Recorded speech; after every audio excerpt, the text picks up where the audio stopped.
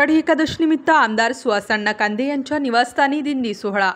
आषाढी एकादशी निमित्त आमदार सुहास अण्णा कांदे यांच्या निवासस्थानी दिंडी सोहळा।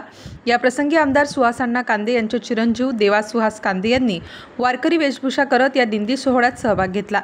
या प्रसंगी विठ्ठल वारकरी शिक्षण संस्था नांदगावचे वारकरी विद्यार्थी मोठ्या संख्येने उपस्थित होते।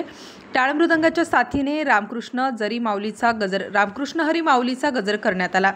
भजने झाली। यावेळी संस्थेचे संस्थापक नंदकिशोर महाराज दौंड यांच्या नांदगाव तालुक्यातील सुप्रसिद्ध कीर्तनकार बाळकृष्ण महाराज बुरकुल जळगाव बुद्रुक, शिवाजी महाराज भालुरकर, सोमनाथ महाराज तांदळे, जीवन महाराज पिंपराळा, त्र्यंबक महाराज अस्तगाव, ज्ञानेश्वर महाराज बोगीर यांच्या उपस्थितीत व मार्गदर्शनाखाली भव्य दिंडी सोहळा उत्साहात पार पडला। यावेळी आमदार सुहास अण्णा कांदे व सौ अंजुमताई सुहास कांदे उपस्थित होते। आषाढी एकादशी निमित्ताने आमदार सुहास अण्णा कांदे यांनी सर्व उपस्थित वारकऱ्यांना शुभेच्छा दिल्या। या निमित्ताने सर्व वारकऱ्यांचा सत्कार करण्यात आला, तसेच सर्वांनी महाप्रसादाचा लाभ घेतला।